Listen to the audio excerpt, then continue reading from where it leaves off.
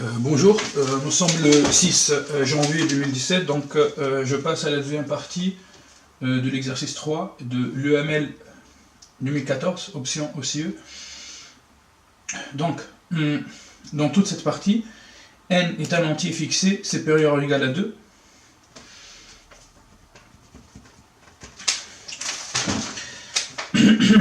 Pour tout cas variant entre 1 et n plus 1, reconnaître la loi de nk, de la variable aléatoire nk, et rappeler son espérance et sa variance.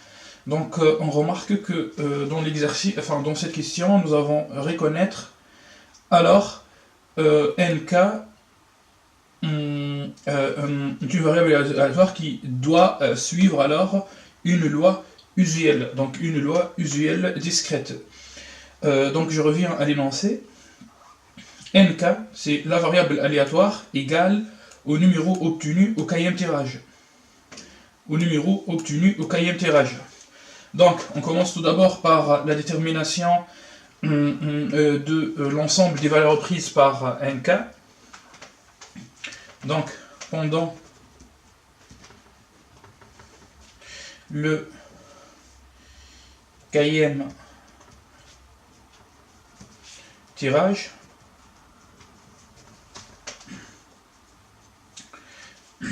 on tire dans une urne contenant petite n boules numérotées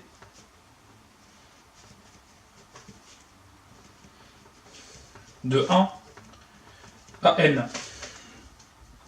Alors, n k de oméga est égal à l'intervalle discontinu 1 n. Alors, puisque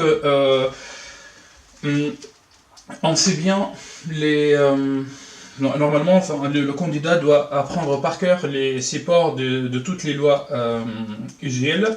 Donc l'intervalle 1n, c'est le support de la loi uniforme, sauf il faut ajouter une justification, c'est-à-dire une hypothèse d'équiprobabilité. Donc toutes les boules sont équiprobables,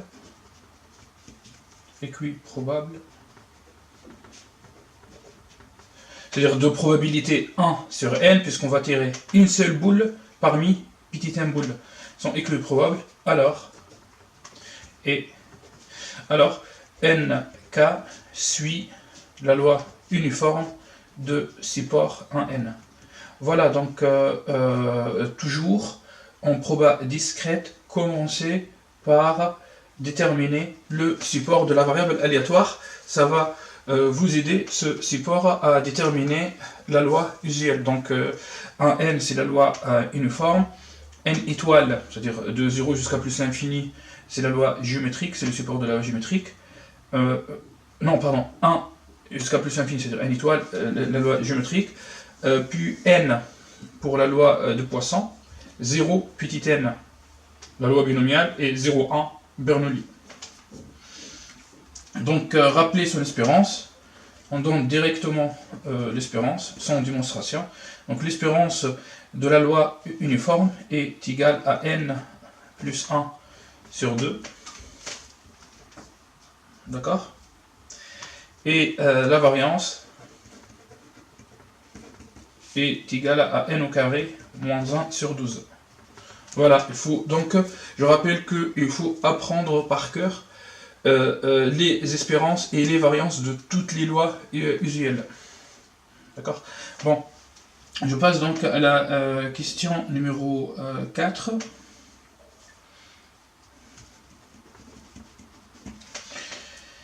Donc, calculer la probabilité de l'événement xn égale à n plus 1.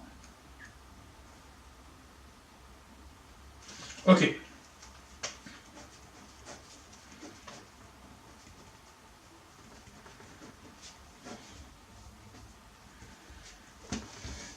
Donc je commence tout d'abord par modéliser cet événement. Bien sûr, on est en train d'évoluer dans un problème, enfin dans un sujet du concours, donc les questions sont liées entre elles. Voilà pourquoi l'événement x petit n est égal à n plus 1 va nous rappeler le premier événement de l'exercice, c'est-à-dire x3 est égal à 4. Regardez bien, 3 plus 1, ça donne 4. Donc, pour répondre à la question 4, il suffit alors d'utiliser la même méthodologie utilisée dans la question 1a. D'accord? Donc, voilà, donc je reviens à l'énoncé. Voilà, qu'est-ce que ça veut dire xn est égal à n plus 1? Donc, xn est égal à n plus 1, ça veut dire que pendant le tirage numéro n plus 1, pour la première fois, nous avons obtenu un numéro supérieur ou égal au numéro précédent, c'est-à-dire au numéro obtenu pendant le tirage numéro petit n. Donc je commence en fait par le dernier événement, donc pendant le tirage numéro n plus 1, nous avons obtenu un numéro supérieur ou égal au numéro obtenu précédemment, donc grand N de petit n. Bien sûr, le numéro de la boule est modélisé par la variable aléatoire grand N. Donc, je répète, ne mélangez pas x et grand N. Bien sûr, nous avons la condition pour la première fois, alors il faut absolument que pendant le tirage numéro n, il faut qu'on obtienne un numéro, non pas supérieur ou égal, mais strictement inférieur au numéro précédent. Donc, strictement inférieur, voilà, strictement inférieur. Je continue, donc ça veut dire que nn, pendant le tirage numéro n-1, j'obtiens un numéro inférieur strictement au numéro obtenu pendant le tirage numéro n-2. Donc tac tac tac tac jusqu'à en fait le premier tirage. Donc pendant le deuxième tirage, je dois obtenir un numéro inférieur strictement au numéro obtenu pendant le premier tirage. Donc, en fait, nous avons répété la même technique que dans la question 1a, d'accord? Donc, maintenant, puisque c'est bon, nous avons compris l'idée, on va comprendre que cet événement est un événement certain. Donc, nous avons n1 supérieur strictement à n2, qui est supérieur strictement à 3, qui est supérieur strictement à 4, tac, tac, tac, tac, jusqu'à n. Alors, donc, cette partie de l'événement xn égale à n plus 1 s'écrit comme n1 supérieur strictement à n2, supérieur strictement à n3, tac, tac, tac, tac, jusqu'à grand n de n-1 supérieur strictement à grand n indice petit n. Donc, inter, le dernier événement certain. Je vais vous expliquer là dans une minute pourquoi cet événement est certain. Donc n'oubliez pas que nous avons petit n boule numérotée de 1 jusqu'à n. Et ici nous avons une suite strictement décroissante. Une suite strictement décroissante. Dans un ensemble contenant n numéros. Donc pour vérifier cette suite strictement décroissante, il suffit de prendre n1 est égal à n, et n2 est égal à n-1, et tac tac tac tac jusqu'à nn est égal à 1. Voilà la seule possibilité que vérifie cette suite strictement décroissante. Donc maintenant, on connaît la valeur de la variable aléatoire grand N de indice petit n, qui vaut 1, donc j'ai le droit donc de la remplacer dans le dernier événement, donc j'obtiens grand N indice n plus 1 est supérieur ou égal à ça veut dire que pendant le tirage numéro n plus 1, je dois obtenir un numéro supérieur ou égal à 1. Sauf que tous les numéros se trouvent dans l'intervalle 1n. Donc 1 est supérieur ou égal à 1, 2 est supérieur ou égal à 1, 2, 3, 4 jusqu'à petit n est supérieur ou égal à 1. Donc cet événement est un événement certain. Cet événement est un événement certain. Donc, enfin, bon, j'écris comme les justifications. On a, bon, j'appelle en fait cet événement grand A. Donc A est inclus dans grand N, petit n plus 1, supérieur ou égal à 1. Alors, A inter cet événement. Si vous voulez en fait plus de justification, regardez ma vidéo précédente, donc est égal à A. Alors, xn s'écrit comme xn est égal à n plus 1 s'écrit comme n1 est égal à n, inter n2 est égal à n-1, inter n3 est égal à n-2, tac tac tac tac, jusqu'à nn est égal à 1. Ok, je calcule, attends, je veux calculer la probabilité, donc la probabilité de l'événement xn est égal à n plus 1. C'est la probabilité de cet événement, donc ça va nous donner 1 sur n fois 1 sur n fois 1 sur n, petit n fois, donc 1 sur n à la puissance n. Ok, donc, mais avant d'écrire cette probabilité, il faut quelque part écrire par indépendance mutuelle entre les nk avec k dans l'intervalle 1 petit n. Donc, le fait que ces événements soient indépendants, donc donne que la probabilité de l'intersection est égale au produit des probabilités, enfin de la probabilité de chaque événement. Donc à quoi est égale la probabilité de tirer un numéro. Donc on sait que les nk suivent une loi uniforme, donc la probabilité est égale à 1 sur n. Ici j'écris car les nk la variable aléatoire nk suit une loi uniforme. On reconnaît en fait la loi de probabilité de la loi uniforme 1 sur n. Pardon. Voilà. Voilà, donc nous avons répondu à cette question. Donc la moralité de l'histoire, essayez toujours de regarder les questions précédentes et surtout ne négligez pas les parties où on étudie les cas particuliers, car parfois un cas particulier peut nous renseigner sur en fait le traitement du cas général. Donc nous avons vu qu'aujourd'hui, pour la question 4, nous avons utilisé la même technique que celle de la question 1A. C'est clair? Allez, je passe maintenant à la question 5.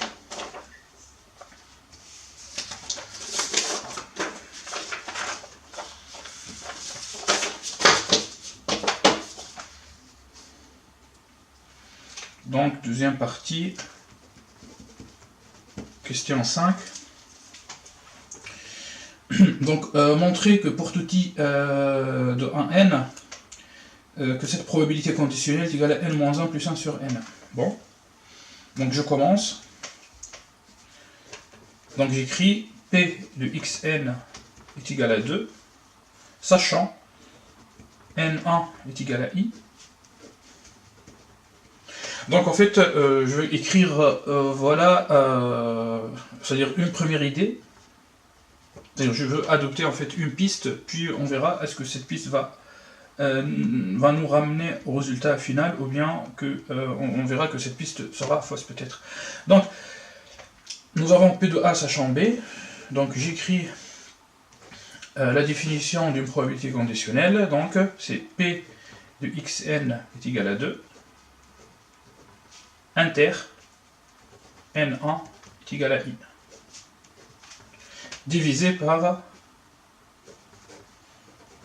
P de n1 est égal à i.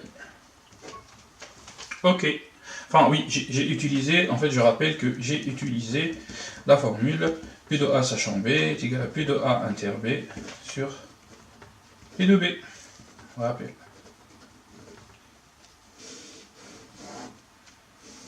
Maintenant, on sait bien, d'après la question 3, que P de N1 est égal à I est connu. N1 suit une loi uniforme.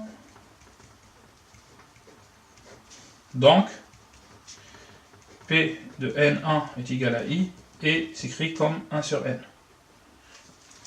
Donc, on connaît le dénominateur, mais le problème, c'est la détermination du numérateur. Car, voilà à quoi vaut l'événement xn est égal à 2, inter n1 est égal à i.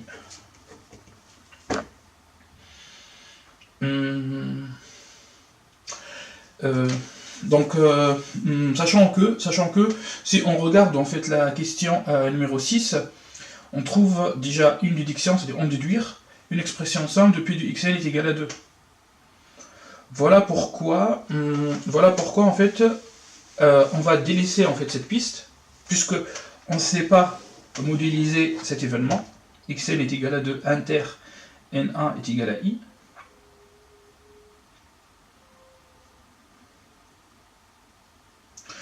Et attention, on ne va pas utiliser donc la définition de la probabilité conditionnelle. Donc, tout ce calcul est correct, mais ne ramène nulle part. Voilà pourquoi on va changer de technique, ou bien de stratégie.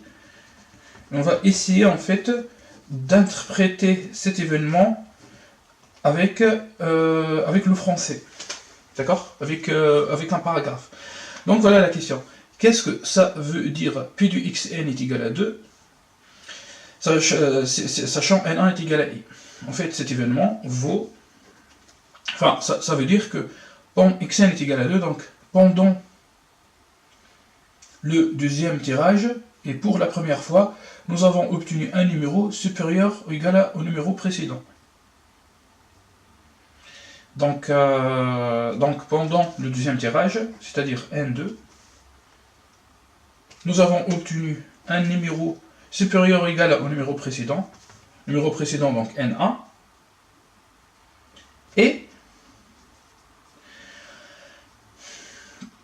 sachant que,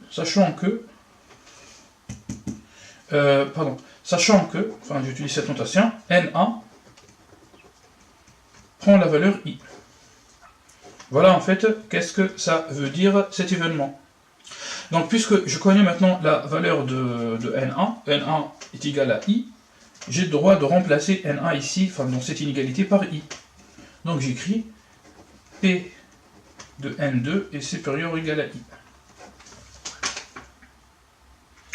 Ok, donc si vous voulez, en fait, vous pouvez regarder les 3 premières questions de l'ESSEC Math 2 2016, et on va trouver presque la même probabilité. Sinon, donc en fait, on veut calculer en fait cette probabilité. Donc une idée consiste alors à passer à l'événement contraire. Donc l'événement contraire à N2 supérieur ou égal à I, c'est N2 inférieur strictement à I. Donc la probabilité de N2 supérieur ou égal à I est égale à 1 moins la probabilité de N2 inférieur strictement à I. Mais N2 est inférieur strictement à I, ça veut dire que N2 est inférieur ou égal à I moins 1. Puisque, attention, N2 est une variable aléatoire discontinue, ou bien discrète. Donc, N2 est inférieur ou égal à I-1. Bon, nous avons le droit d'interpréter cette probabilité comme une fonction de répartition, sauf que malheureusement, en ECE, on voit les fonctions de répartition uniquement dans la probabilité à densité.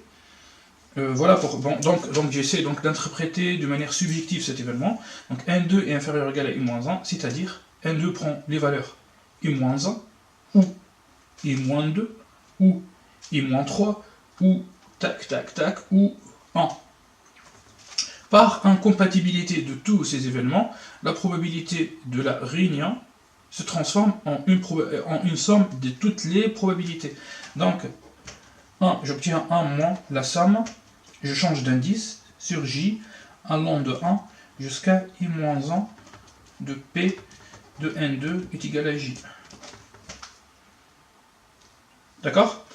Maintenant, P de N2 est égal à J. Je sais que N2 suit une loi uniforme. Donc, P de N2 est égal à J est égal à 1 sur N. Donc, je remplace dans la somme sur J allant de 1 jusqu'à I-1 cette probabilité par 1 sur N. Donc, 1 sur N ne dépend pas du J.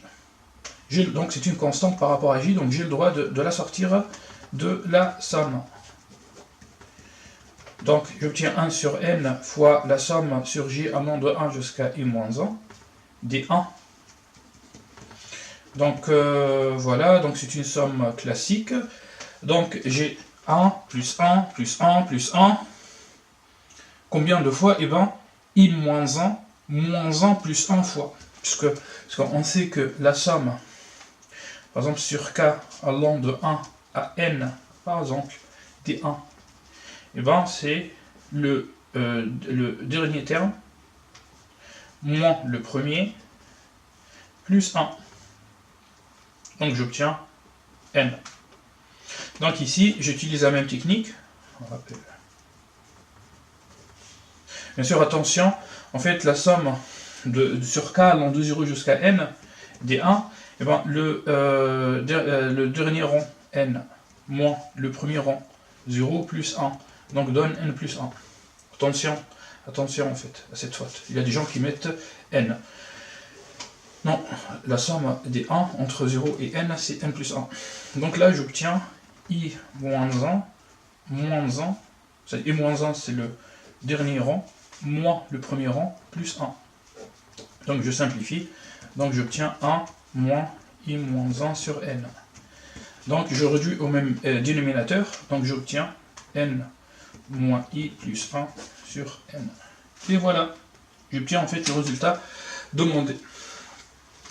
Donc voilà, l'événement P de Xn est égal à 2. Donc je répète, voilà. Je répète une deuxième fois. Le fait d'utiliser la définition de la probabilité conditionnelle est correcte, mais naïve. C'est-à-dire, car on finira par un événement qui se présente sous forme d'une intersection. Et on sait qu'en probabilité, c'est très compliqué de comprendre un événement où figure une intersection, si on ne sait pas a priori, par exemple, l'indépendance de ces événements. Dans ce cas-là, j'ai le droit d'écrire P de Xn est égal à 2, inter N1 est égal à I comme produit entre les deux probabilités. D'accord? Voilà pourquoi, en fait, j'ai passé à cette technique. Voilà. Donc, la rédaction commence ici. Ok, sinon, le deuxième moment fort, c'est il faut absolument connaître cette astuce. Donc, si on veut calculer la probabilité de N2 supérieur ou égal à I, en fait, on passe à l'événement contraire, puis on transforme, en fait, après ça va devenir inférieur strictement, donc inférieur ou égal au rang précédent, I-1, puis en fait, on passe à une somme. Voilà, normalement, la méthode générale pour calculer une telle probabilité. Sinon, je vais vous donner en fait une deuxième méthode.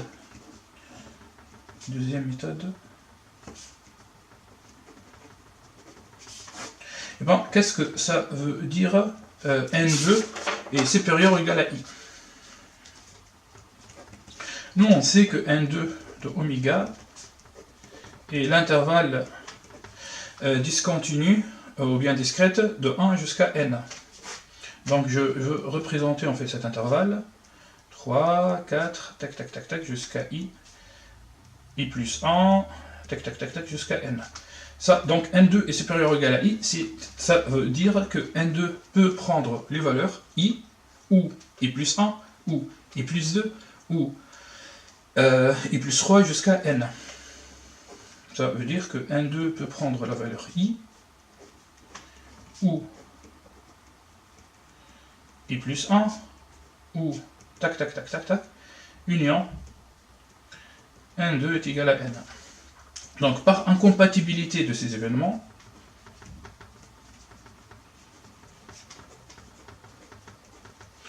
la probabilité de l'union se transforme en fait en une somme. Donc, une somme sur j allant de i jusqu'à n de p de n2 est égal à j. On sait que n2 est une variable aléatoire qui suit une loi uniforme. Donc, cette probabilité vaut 1 sur n. 1 sur n ne dépend pas du j, j'ai le droit de sortir cette constante par rapport à j. J'obtiens cette somme. Donc la somme sur j allant de i à n des 1, et bien d'après cette technique, c'est le dernier rang moins le premier rang plus 1. Normalement fois 1. Donc et ben, voilà, donc j'obtiens en fait le résultat demandé. Bon, donc aujourd'hui c'était simple puisque n2 est une variable en fait aléatoire discrète finie. Sinon, par exemple, comme dans le SEC, c'est-à-dire dans les 3 premières questions de l'ESSEC 2016, la variable était une variable discrète mais infinie. Donc je ne vous conseille pas de passer par cette méthode, car vous allez finir en fait par un reste d'une série. Et peut-être cette série ne converge pas. Donc, encore une autre fois, passez par un événement contraire, c'est mieux. Donc voilà pour l'instant, et à la vidéo suivante. Merci.